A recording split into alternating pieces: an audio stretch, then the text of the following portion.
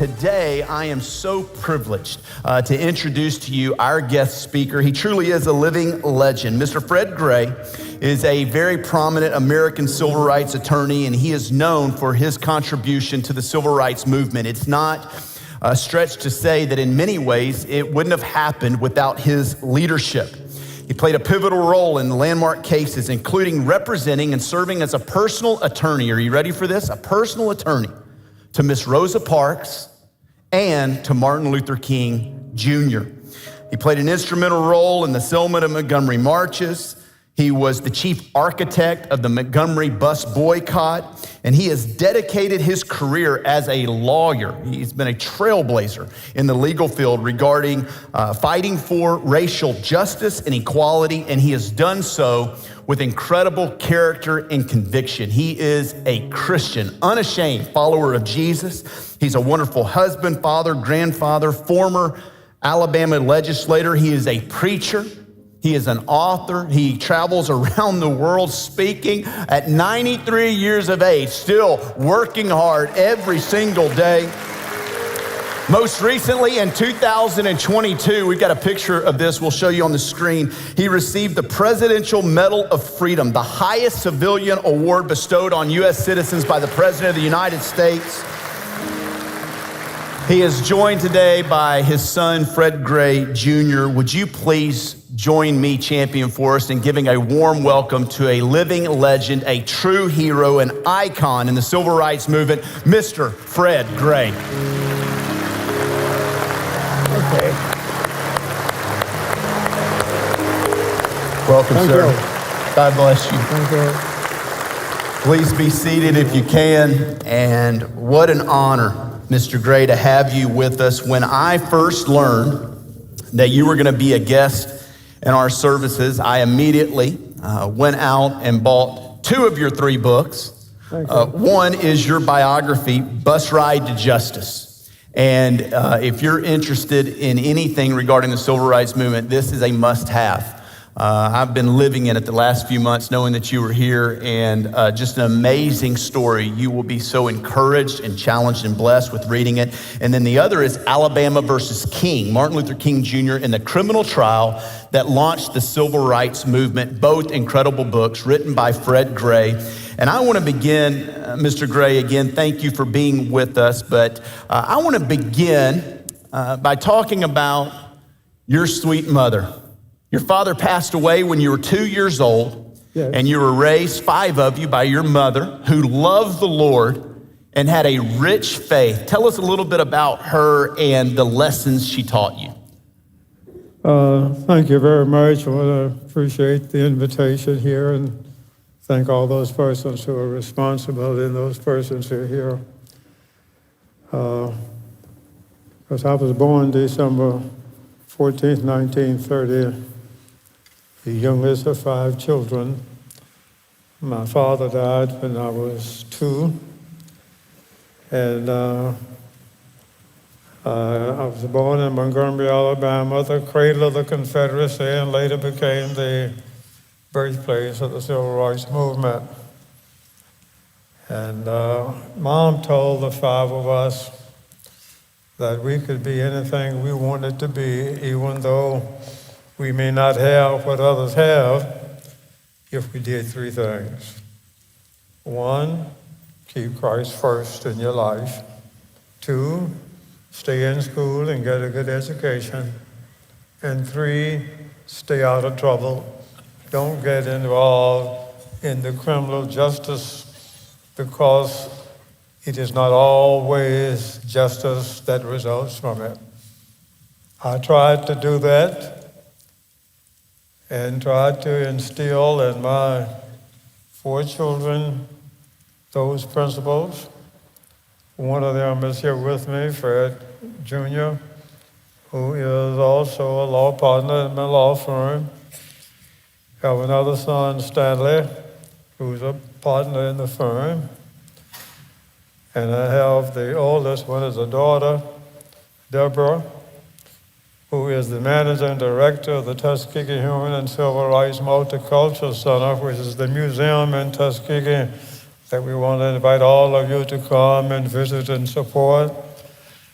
And the fourth one is a paralegal in the law office. And I hope they are trying and have tried to instill those who have children, those basic principles that my mother instilled in me. You have a statement that has been the motto of your life, and you write about it and repeat it often in your book, Bus Ride to Justice. And the statement is that you wanted to become a lawyer so that you could destroy everything segregated that you could find. Talk a little bit about becoming a lawyer, and when you told your mom that you wanted to be a lawyer, what she told you and the promise that she made you keep. All right. Basically, when I grew up in Montgomery, there were two things that a black young man could think about being professional at. And that is a preacher or a teacher. They were well respected in the community. And my family was a very religious family. My father, I understand, but I don't remember him. He used to pick up kids in the community and take them to the Hope Street Church of Christ in Montgomery. And of course, my mother was a member of that church, and I grew up there until I went up to Nashville. But we had a preacher at our church in Montgomery who knew about the high school in Nashville for black boys who wanted to be preachers. And they say I used to baptize cats and dogs, and the preacher thought I ought to go. And while my mother didn't have it, I ended up getting in school, and I ended up learning a little something about being a preacher. And as a matter of fact, my first trip to Texas was in 1944, 1945 with the president of that school then, named Marshall Keeble, who was well known in the Church of Christ and black churches. And it was on one of the trips where he decided his responsibility as president was to raise money for the school and to recruit students. So he would take these little boy preachers, come to these black churches in the South and the Southeast and near Southwest, and he would let us preach, and then he would tell them that we want you to send your boys, even if you're having trouble with them, send it to us and we'll send you back a man. I went up there, finished school there, came back home to Montgomery for the purpose of then learning how to become a teacher. I knew a little something about preaching. I thought I did anyway. I lived on the west side of town where most of the black people in Montgomery lived at that time. And I had to use the public transportation system. In going to Alabama State College for Negroes, what it was then, now Alabama State College, not now Alabama State University, in order to go on the east side of town. And I observed that our people were being mistreated on the buses. And I was told about one man who had an altercation, and as a result of that altercation, he was killed. The rule was, or as they interpreted the city ordinance that required segregation on the buses, the first 10 seats were always reserved for whites, whether they got there or not. And then if more whites came on and they needed other seats, they'd ask blacks to get up. And I concluded, as I saw the problems we were having and talking to our black leader, E.D. Nixon, who was a member and the president of the NAACP, that they had problems. And I didn't know any, but they told me lawyers help people with problems. And I thought that black people in Montgomery not only owned buses, but everything else was completely segregated, and they needed some help. I decided that I was going to become a lawyer, but not just any lawyer, but I was going to be a lawyer in Alabama, in Montgomery, that would help black people, and I was going to destroy everything segregated I could find after becoming a lawyer in Montgomery.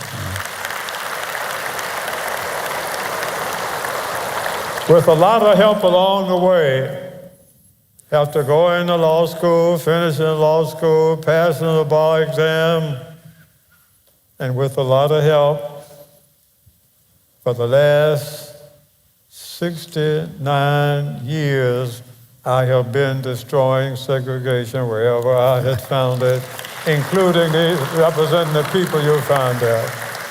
And your mom made you promise that you could do the lawyer thing as long as what? What was that? Your mom made you she's made you promise you could do the lawyer thing as long as what? Oh, yes. Well, when I told my mother about it, I didn't even tell her that I had been admitted to law school. She didn't even have an idea that I was thinking about going. When I got the admission, I gave it to her. She looked at it at the dinner table and said, "Well, Mr. Smarty, now that you've been admitted, where you gonna get the money from to get in law school?" And then she went out and started trying to help me find the money. Amazing, amazing. And she made you promise that you'd never stop preaching the gospel. And she told me this. She says, "I don't mind you being a lawyer or anything else as long as you obey the laws, but I don't want you to ever stop preaching." She died when she was 97, and I delivered the eulogy at her funeral. Still preaching. Been preaching since he was 12 years old and still doing it here today. That's beautiful. Montgomery, obviously the center of your life and the center of your law practice. You were the architect, the chief architect, you along with just a couple of others, of the Montgomery bus boycott, the protest. This is where you became involved in work with Miss Rosa Parks. I believe we have a picture of you with Miss Rosa Parks right there. Tell us about y'all's relationship and a little bit about the boycott. Of course, I had met Miss Parks when I was at Alabama State, because she was president of the NAACP and was also the secretary to the branch. And I was only just a few years older than the youth people who were in her class. So I met her, and she encouraged me to be a lawyer. E.D. Nixon encouraged me to be a lawyer. My teachers at Alabama State did. So when I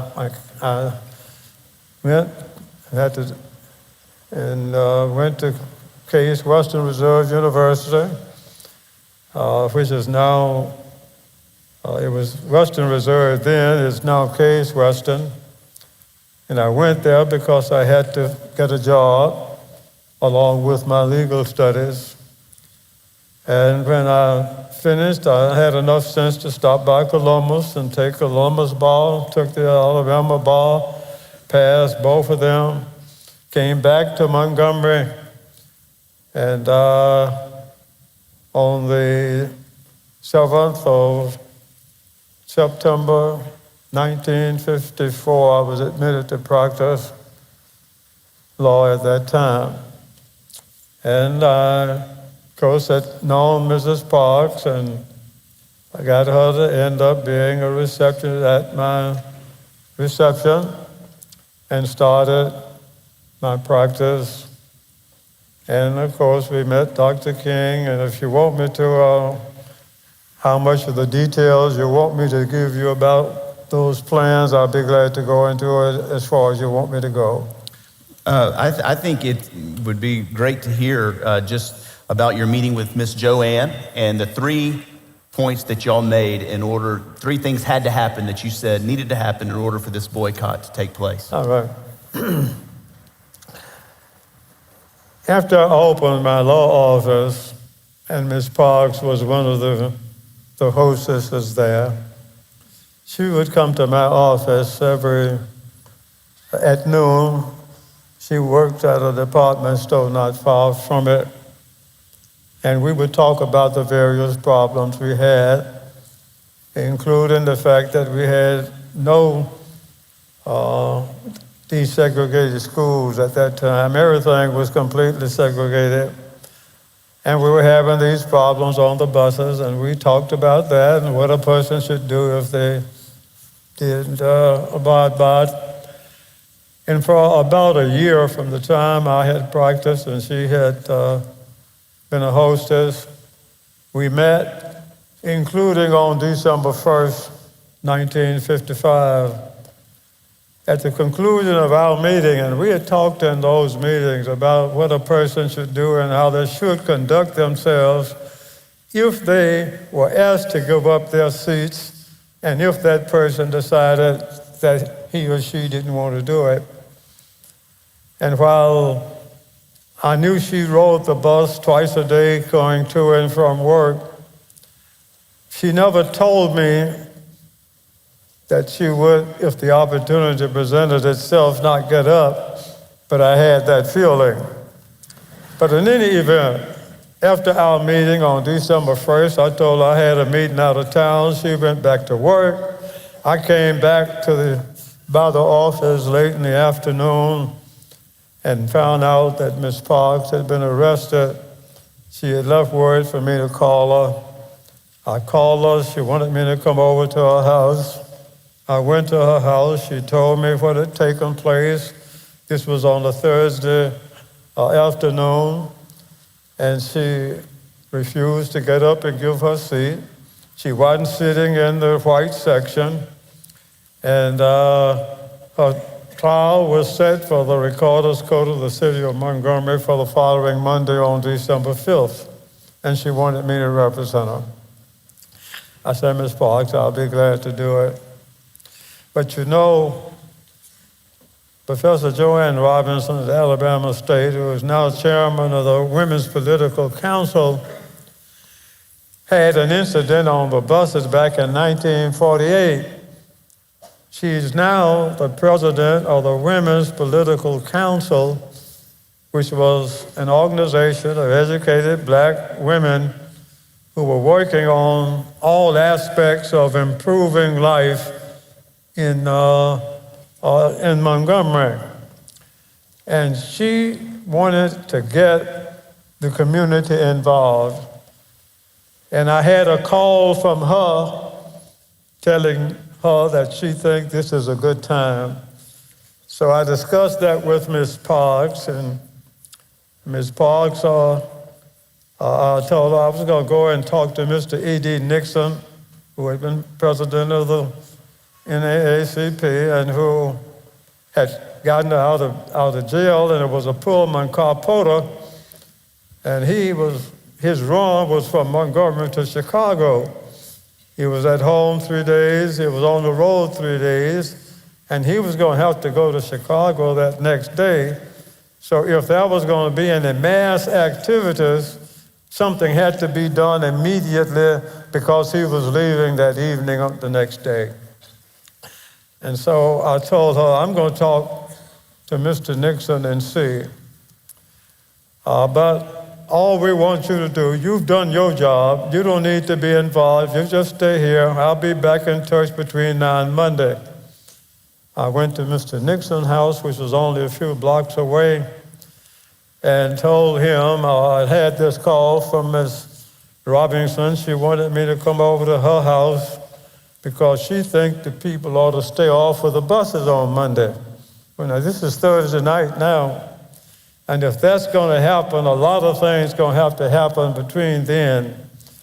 He said, but when you get through talking to Ms. Robinson, then you call me, let me know, because if so, then I'll need to try to get hold to these preachers because they We'll see a lot of black folks at church Sunday, and they need to have a plan.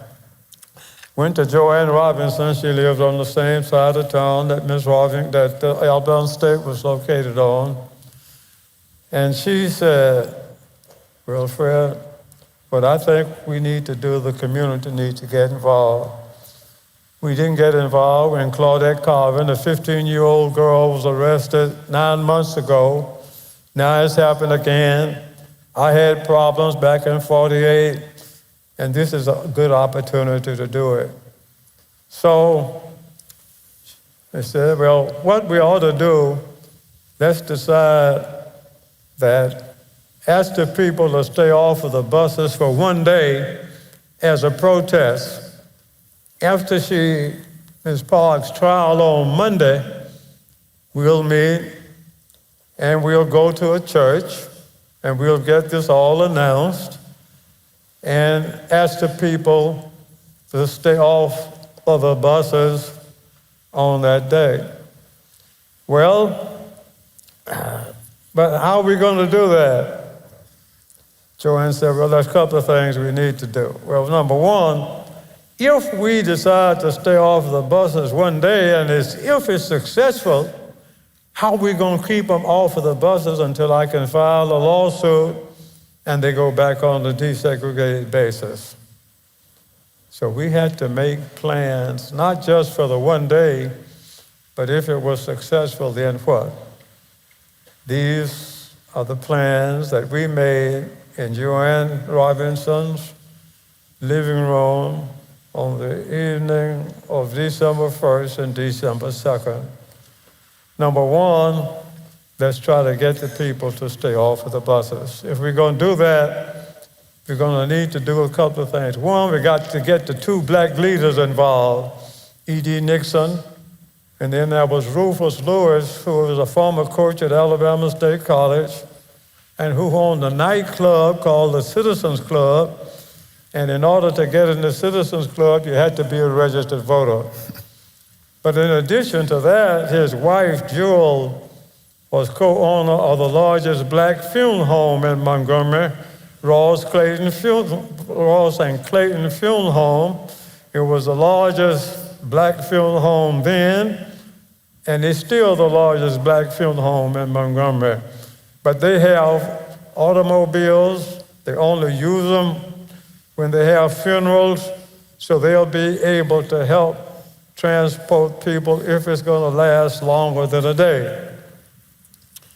So we need to get, if we get her husband, Rufus Lewis, involved, then they'll be able to get these other black funeral homes and we'll have transportation. But she says, number one, we've got to, if this is Thursday and they got to go, we've got to get the preachers involved. So we got to get hold to the ministerial allowance. As a result of our meeting, this is the conclusion that Joanne and I decided we needed to do, and we would have to sell this idea or get this idea to the black leadership so that they get it to the public so they'll stay off of the buses on Monday. She said, well, one, we've got to get a spokesman because somebody's got to, one, keep us together and needs to have the ability to speak to the officials, bus company officials, and the city council officials. And she says, that person, in my opinion, is my pastor, Martin Luther King Jr., haven't been his long, pastor of Dexter Avenue Baptist Church, but one thing he can do, he can move people with words. I said, that's fine. I said, well, let me give you a suggestion for the two other black leaders here. E.D. Nixon, Pullman Carpenter, his president was A. Philip Randolph, a black labor leader in New York. If you make him the treasurer, A. Philip Randolph, and his labor union would raise some money to keep the people off of the buses, not only for one day, but until they could return on a non-segregated basis. Then I suggested to Joanne, what we're going to do with Rufus Lewis? Well, he has a club. That's fine. He's a former coach. That's fine. But his wife, with all of these connections and ownership of the funeral home, make him chairman of the transportation committee, and then you'll get all these black funeral directors, including his wife's company, and they'll be able to help transport them. Well, you've got to get the messages out to the preachers. So you've got to get hold to the president of the Black Ministerial Association, because they need to get these announcements made at church on Sundays, because at that time, black folks went to church on Sunday, and they'd have more people there then than any other time. And you know what? You might need a lawyer. Here am I, send me. Amen. Those were the plans that we made. And we decided that it can't come out that Joanne Robinson is advocating doing away with segregation, because she would have been fired at Alabama State College. It couldn't come out that this young lawyer who's only been practicing a year is encouraging people to violate the law and not trade or not occupy, and they would end up disbarring me immediately, and they'd already disbarred a black lawyer from Alabama, Arthur Madison, because he helped blacks to get registered to vote. We conveyed this information to E.D. Nixon, who contacted the president of the Ministerial Association. They had a meeting, this is all on Thursday, they had a meeting on Friday at Dexter Avenue Baptist Church, which happened to be the church where Martin was. These preachers came, they discussed the matters, they made all the plans. Joanne Robinson went on the campus of Alabama State College and got out some leaflets that could be distributed to people beginning Saturday, and at church on Sunday, saying another black woman has been arrested, gonna be the trial on Monday. We're gonna meet at Holt Street Baptist Church after that and decide what we'll do from here.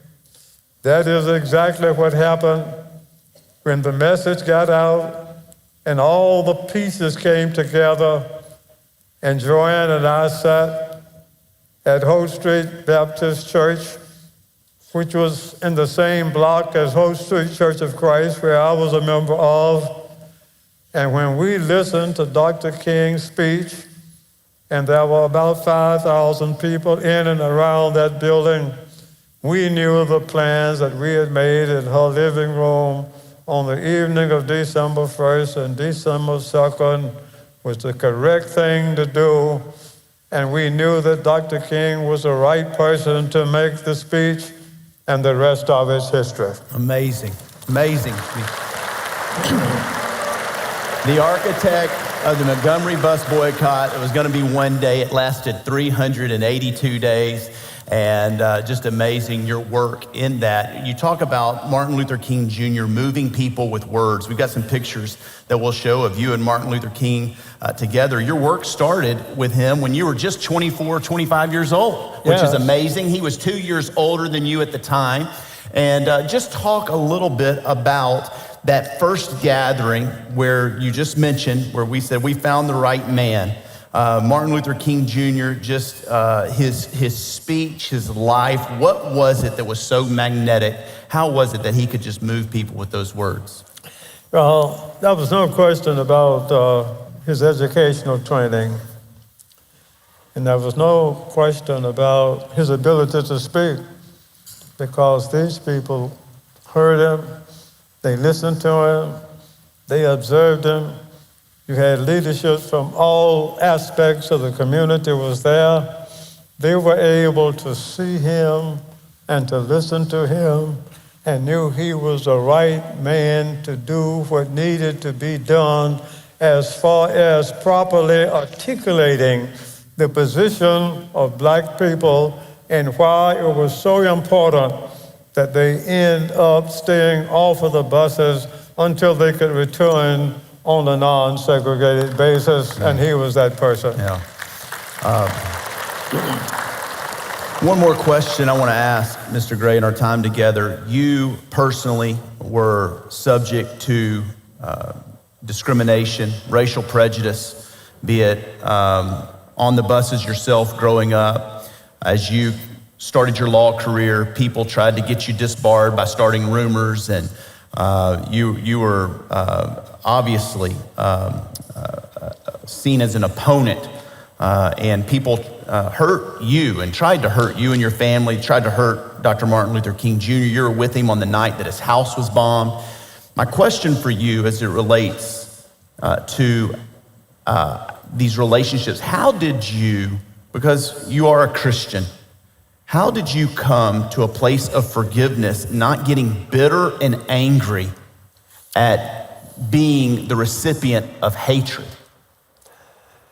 Well, I realized when I was a youngster and decided to become a lawyer, I knew then that if I could get through law school and get to be a lawyer and then to be filing lawsuits, and I knew I was going to have to file lawsuits in order to get these laws on the board over. And I knew that was not going to be an easy job. So I was prepared mentally to do whatever needed to be done. I had prepared myself while in law school to get to be a lawyer. Now that I'm a lawyer, and now that I have an opportunity, and at the same meeting, well, let me go back a little bit on Dr. King and how we kind of got together. Dr. King became pastor of Dexter Avenue Baptist Church on the first Sunday in September of 1954. During that same week, on September 7th, 1954, I was licensed to practice law. So in the same week, he became pastor of Dexter. I became a lawyer. Then, skipping forward for about a year, when the decision was made to have Dr. King to be the spokesman and president of the Montgomery Improvement Association, which was the organization that we decided to use or to form in order to conduct the bus boycott, at the same meeting, they elected him to be the president of that organization and the spokesman. They elected me to be the lawyer. So then, for the next 383 days, because it was a leap year, we were on a constant base of being in touch with each other. So we worked together, we had all of these relationships, and so I wasn't concerned about my well-being. I had enough sense, however, to be careful, but I didn't worry about that because I didn't have time to worry in the first place because we had all these problems that was coming up every day. And what I was concerned about in my religious background, my training, my ministerial training, gave me enough courage and enough faith in the Lord, and that is, if what I am doing, what He wants me to do, then He will end up protecting me, and I don't need to be worried about me. What I need to try to do is get the job done. Amazing. Mr. Gray spends most of his time right now, we'll show you on the screen, working for and raising awareness for the Tuskegee Human and Civil Rights Multicultural Center and Museum. And I know he wants to encourage all of you, if you're ever in the area, to go by and visit it. It's a wonderful museum from everything that he said. Anything that you'd want to share about that as we close our time out together? Yes. Well, when I started representing the men in the infamous Tuskegee syphilis study, and this is a government program. I'd been fighting segregation that Alabama had passed. I found out the federal government was doing it. And after representing those people and getting as much money as we could get, and after getting an apology from President Clinton, they said they wanted, and when Mr. Herman Shaw, and we were able to get him to introduce the president, and he thanked the president and told the president that he was sorry for what the government had done to them, but he was glad, and it's never too late to do the right thing. But he says that in addition to this apology, they wanted a permanent memorial in Tuskegee where people could come and their children and grandchildren could come and see that they made a contribution to the health care of this nation. And he asked for his support. And he got up, the president, and said he would. But he also told them that what he and others had just formed the Tuskegee Human and Civil Rights Multicultural Center for the purpose of having search, a museum, and asked for his support. And the president said he was going to support it. All of those men are dead now, and I promised them that, and they asked me that we would try to have such a museum. We started that museum 26 years ago, and it does more than serve as a permanent memorial for those men, and it does, we were able to get a bank to give us that bank, and under the chandelier, you'll find all 623 names of those men so that their children and grandchildren can come and to see that they made a contribution. But that museum did a lot more, and it does a lot more than that. It educates the people on the contributions made by the 3 ethnic groups that has made this country that we live in, the United States of America. You know who they are: Native Americans, whose land it was. Then the European Americans came, ran and took the land that the Native Americans had and built upon it, and brought with them their African slaves that they had brought to this country in 1608. So then you had those 3 groups: Native Americans, Americans of European descent, Americans of African descent. You can see in that museum the contributions made by each one. Over the top, it gives a topic of where we were. Underneath, there's a globe, and the globe separates the upper part from the lower part. The upper part tells you what was going on in Macon County, Alabama at that time. Underneath, it tells you what was going on in the rest of the world, and it brings you from the beginning of time up to date. Then the third thing it does, it gives you a brief history of the struggle that African Americans have had from the beginning of slavery in 1608 to the present time, including 5 cases that black residents from Macon County, Alabama, filed in order to get the right to vote, in order to participate in farm subsidies, in order to serve on jurors, and all other things, and all of the constitutional amendments. You can see it from beginning to the end. That's what we're doing. We want you to come and want you to see it. We want you to help us support it, and that's what that is all about. Wonderful. Will you join me one more time in thanking Mr. Fred Gray for being with us this morning? So grateful for your time, Mr. Gray. Thank you.